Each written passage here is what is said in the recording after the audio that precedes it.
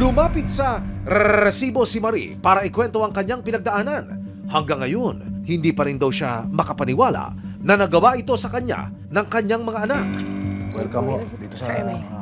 Kamusta ho ang kalagayan ninyo?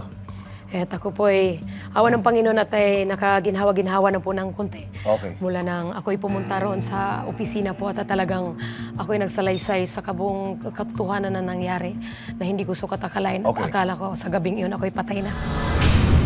Paniniwala ni Marie sinapian ng masamang elemento ang kanyang mga anak noong gabing iyon.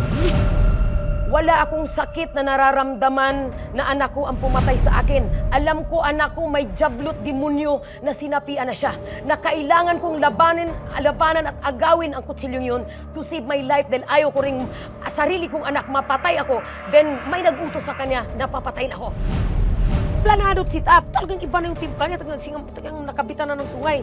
Demonyo itong kaharap ko. Hindi ko ito anak. Tulungan mo ako. Ina ako. Sa abot ng makakaya ko, hindi niya pwedeng ilibing ang kutsilyo sa aking katawan dahil hindi ko din matanggap na sarili kong anak yan, papatayin ako. Demonyo na yung anak ko. Hindi yan siya. Nasapian yan.